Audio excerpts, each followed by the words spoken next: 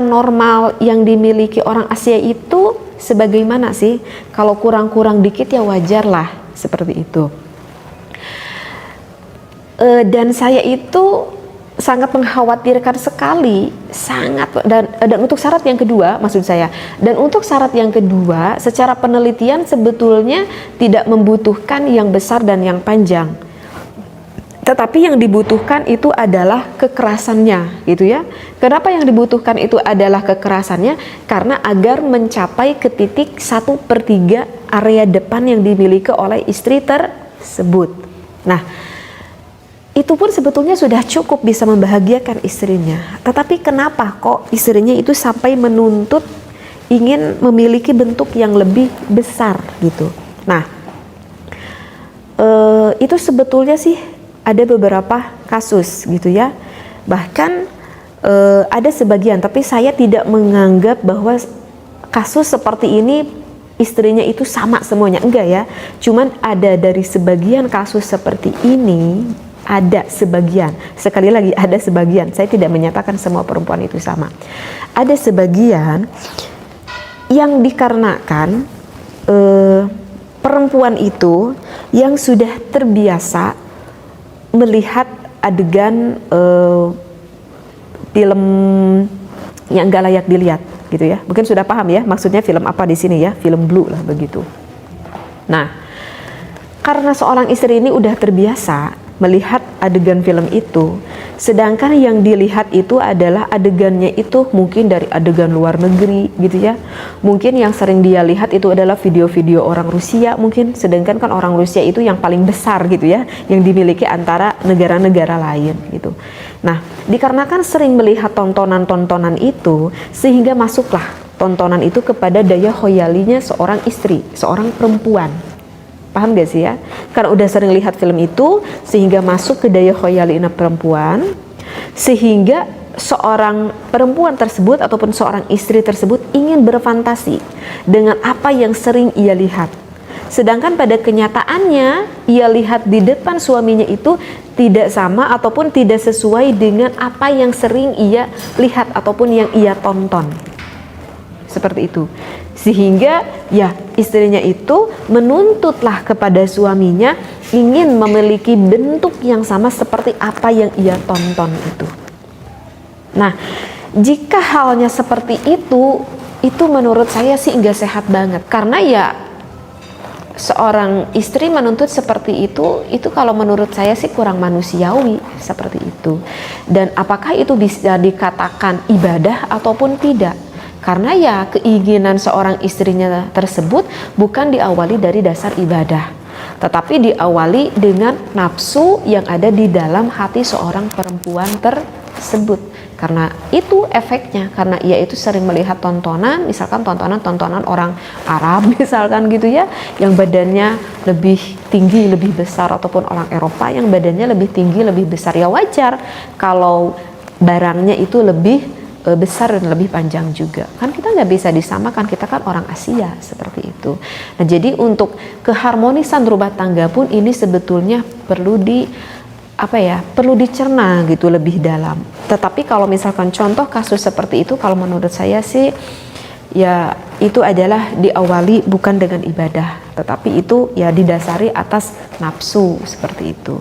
Jadi begitu ya. Untuk syarat yang kedua, hal itu boleh dilakukan jika keharmonisan rumah tangganya itu sangat mengganggu sekali, maka suaminya bisa mempertimbangkan seperti itu. Dan untuk syarat yang ketiga itu adalah boleh dilakukannya itu harus rekomendasi dari orang yang adil. Artinya orang yang adil di sini adalah orang yang ahli sekali di dalam bidangnya, gitu ya, yang ahli sekali, gitu ya. Misalkan yang ahli di sini siapa? Ya berarti yang ahli di sini bukan ajengan, bukan, gitu ya. Ajengan hanya sebatas memberikan ilmunya aja. Ini yang diharamkan, ini yang diperbolehkan. Tetapi yang ahli di sini siapa? Ya berarti yang ahli di sini adalah seorang dokter, dan dokter pun tentu bukan dokter gigi kan, tetapi dokter yang memang paham sekali akan hal seperti itu, begitu. Ya maka konsultasinya datangnya kepada siapa? Ya konsultasinya datang kepada dokter yang memang benar-benar memahami akan hal ini, seperti itu. Nanti kan dokter akan memberitahukan kalau misalkan kamu melakukan operasi ini, misalkan bagaimana dok, ini ada efek sampingnya gak, ini ada manfaatnya gak, seperti itu. Sehingga dari syarat yang ketiga dengan syarat yang keempat itu bersambungan, dan syarat yang keempat boleh dilakukan dengan cara apapun itu selama itu tidak membahayakan akan dirinya, ya, selama hal itu tidak membahayakan dalam diri. Makanya tadi di dalam referensi di dalam Minhajul Qawim saya kan mengatakan anal idroro bin nafsi haramun. Setiap apapun yang memadorotkan kepada badan kita itu hukumnya adalah diharamkan. Ya begitu pula kata dokter, kamu bisa melakukan operasi ini, tetapi misalkan ini menggunakan silikon misalkan, dan itu efek sampingnya bahayanya sampai begini. Artinya ya kemadorotannya sekitar 70%, kemanfaatannya cuma 30% misalkan. Ya berarti hal itu kan lebih cenderung kepada kemadorotannya, maka hal itu gak boleh dilakukan. Karena apa? Karena idroro, karena memadorotkan kepada diri kita misalkan. Oh mungkin kata dokter ini ada nih yang misalkan kata dokter efek samping itu adalah selalu ada gitu, sehingga harus benar-benar sekali dipertimbangkan. Artinya di sini yang saya ucapkan, jika yang dilakukan prosesnya itu memadorotkan kepada badan kita, hal itu hukumnya adalah haram. Tetapi kalau misalkan ada trik, ada cara yang mana tidak membahayakan kepada badan kita, hal itu boleh dilakukan. Misalkan ada nih katanya bisa dengan cara dipijit, misalkan apa tuh, diurut gitu ya, diurut. Ya tentu yang mengurutnya pun yang harus benar-benar adil, yang benar-benar paham banget akan ilmu urut tersebut gitu. Dan ingat ya, ini kan yang dimiliki oleh laki-laki, nggak boleh yang mengurutnya itu adalah seorang perempuan, nggak boleh.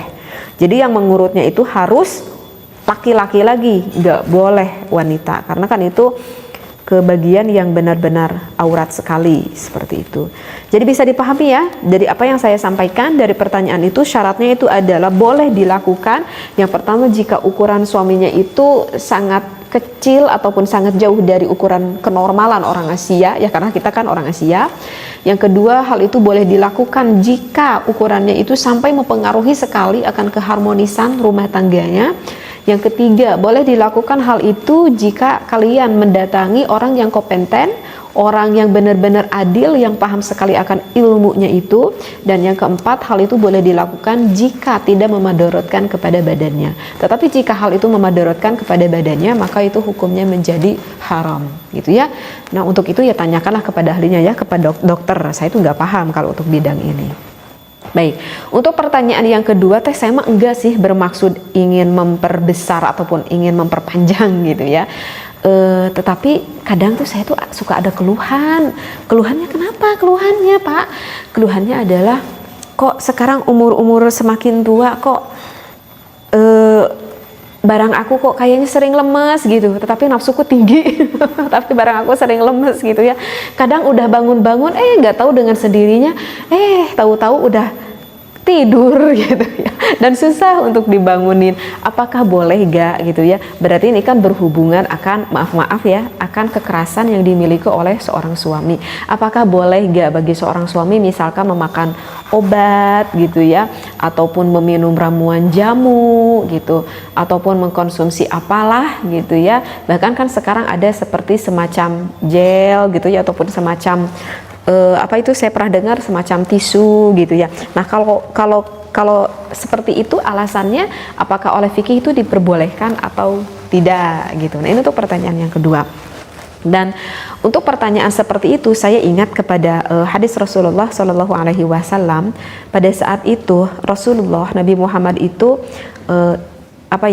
berbicara gitu kepada malaikat Jibril. Bukannya berkeluh kesah menceritakanlah kepada malaikat Jibril, ya Jibril, kata Rasulullah, akhir-akhir ini stamina aku agak menurun, begitu kata Rasulullah berkata kepada malaikat Jibril. Maka malaikat Jibril berkata kepada Rasulullah, kata malaikat Jibril, alaika bil haris, gitu itu ya, alaika bil haris. Kata malaikat Jibril, coba ya Rasulullah, saat ini kamu tuh sering banyak mengkonsumsi haris, kata malaikat Jibril. Haris itu apa? Haris itu adalah kan orang Arab itu kan kebiasaan makannya itu kan bukan nasi, tetapi kebiasaannya makannya itu kan adalah gandum. Jadi haris itu adalah gandum yang dicampur dengan daging kambing gitu. Kalau orang Arab itu bilangnya haris, seperti itu. Ya, begitulah. Nah, dari hadis itu sehingga para ulama itu beristinbat dari hadis yang dikatakan malaikat Jibril yang berkata kepada Rasulullah alaika bil haris. Di antaranya istinbat para ulama itu dikatakan yusannu tanawulu syai'in ma yuqawi bihil ba'ah. Jadi kata istinbat ulama mengatakan bahwa disunnahkan kita itu mengkonsumsi sesuatu, berarti konsumsi sesuatu ini baik yang dimakan ataupun yang diminum, selama yang dikonsumsinya ini bisa dapat memperkuat akan vitalitas seorang suami. Dan bisa dikatakan sunnah ini adalah jika bertujuannya suami tersebut tujuannya itu adalah untuk ibadah. Jika tujuannya untuk ibadah, ya maka itu hukumnya adalah sunnah, seperti itu. Ya barang tentu kan seorang suami siapa sih yang gak pengen di dalam kehidupan rumah tangganya harmonis, dan itu adalah merupakan salah satu tanda ibadah, seperti itu. Nah, jadi ulama itu mengistinbat dari hadis tersebut, berarti ini menandakan bahwa hukumnya diperbolehkan. Ya dengan syaratnya tadi, dengan syaratnya yang dikonsumsinya itu tidak memadorotkan kepada badan suaminya tersebut. Jadi boleh, selama kita meyakini bahwa obat ini nggak ada efek samping gitu ya. Misalkan si bapak ini karena punya penyakit jantung, ternyata setelah memakan obat kuat ini, na'udzubillah, bukannya kalakah kuat, kalakah dilarikan gitu ke rumah sakit, seperti itu. Kan kita juga sering kan mendengar kasus seperti itu. Nah itu berarti obatnya itu odong-odong gitu ya. Berarti obatnya itu ya enggak asli, artinya ya membahayakan lah.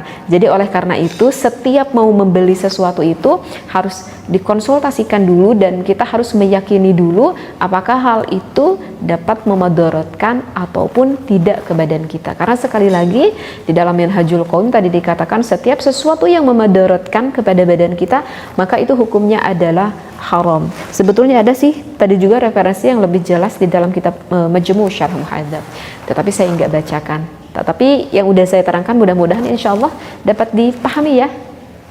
Jadi sebetulnya sih di sini ya untuk suami dan untuk istri begitulah, bersyukurlah ya apa yang sudah kita miliki, seperti itu. Ya udah gitu deh. Maaf ya, saya menerangkannya agak panjang lebar, tapi mudah-mudahan bisa dipahami apa yang saya bahas.